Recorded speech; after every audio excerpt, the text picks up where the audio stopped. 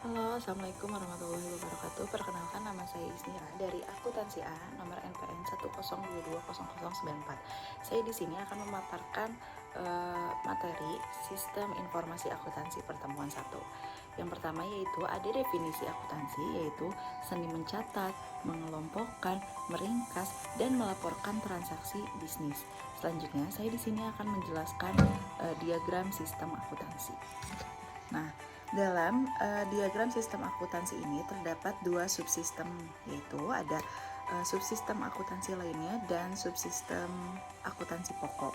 Nah, subsistem akuntansi lainnya itu terdiri dari subsistem akuntansi pembelian, subsistem akuntansi penggajian, subsistem akuntansi produksi, subsistem akuntansi penjualan, dan subsistem akuntansi kas. Kemudian semuanya itu dicatat dan menjadi sebuah dokumen sumber.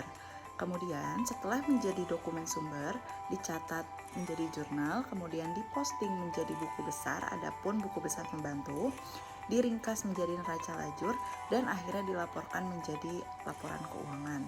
Selanjutnya, akuntansi adalah suatu sistem informasi, mengidentifikasi, mengumpulkan, memproses, mengkomunikasikan informasi ekonomi mengenai suatu entitas ke berbagai kelompok orang.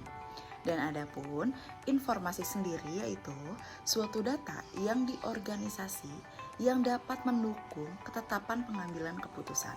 Selanjutnya ada sistem merupakan sekumpulan sumber daya yang saling terkait untuk mencapai tujuan-tujuan tertentu. Selanjutnya, di sini saya akan menjelaskan fungsi-fungsi sistem informasi akuntansi.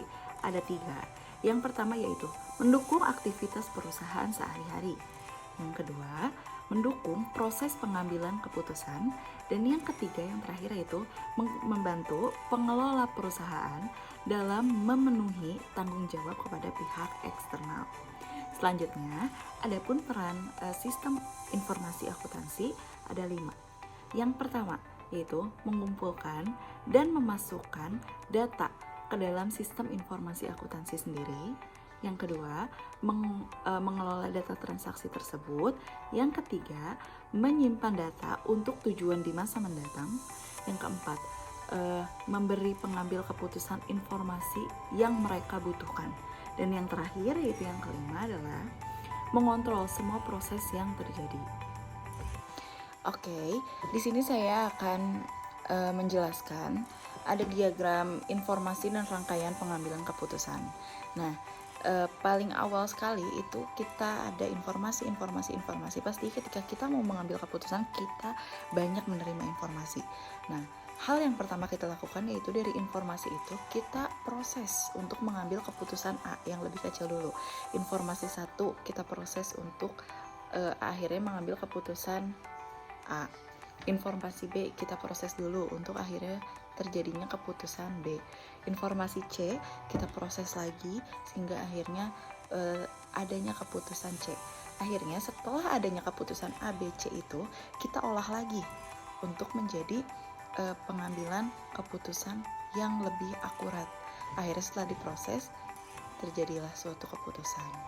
Selanjutnya saya di sini akan menjelaskan pengetahuan yang diperlukan untuk belajar sistem informasi akuntansi. Yang pertama yaitu ada teknologi, kemudian database, pelaporan, pengendalian, operasi bisnis, pengelolaan transaksi, pengambilan keputusan, membangun dan mengoperasikan sistem, dan yang terakhir yaitu prinsip akuntansi dan auditing. Nah, setelah kita tadi mengetahui apa saja pengetahuan yang kita harus ketahui untuk mempelajari sistem informasi akuntansi, kita harus tahu dulu nih apa tujuan dari sistem, yaitu target atau sasaran akhir yang ingin dicapai oleh suatu sistem. Adapun di sana batasan sistem. Batasan sistem sendiri itu yaitu abstraksi yang memisahkan antara sistem dengan lingkungannya. Kemudian ada subsistem. Subsistem yaitu komponen-komponen atau bagian dari suatu sistem. Kemudian ada hubungan sistem. Nah, ini adalah hubungan yang terjadi antara subsistem dengan subsistem lainnya yang lebih besar ataupun dengan subsistem lainnya yang setingkat. Adapun hierarki sistem, yaitu yang menggambarkan hubungan sistem yang lebih besar dengan sistem tersebut disebut supersistem, dan hubungan subsistem itu dengan sistem yang lebih kecil yang disebut subsistem. Nah, pada sistem informasi akuntansi ini ada input, proses, output. Input yaitu segala sesuatu yang masuk ke dalam sistem. Proses yaitu perubahan dari input menuju output, dan yang terakhir yaitu output, hasil dari suatu proses yang merupakan tujuan dari keberadaan sistem. Nah, output sendiri pun punya jenis-jenisnya. Di sini ada 3. Yang pertama yaitu output yang langsung diberikan kepada konsumen. Yang kedua yaitu output yang dikonsumsi oleh subsistem yang lainnya dalam sistem yang sama dalam suatu siklus produksi. Dan yang terakhir, yang ketiga yaitu output yang merupakan bagian dari output secara keseluruhan yang dapat dikonsumsi oleh sistem lainnya, tetapi menjadi tidak berguna apabila dibuang. Sekian dari saya. Wassalamualaikum warahmatullahi wabarakatuh.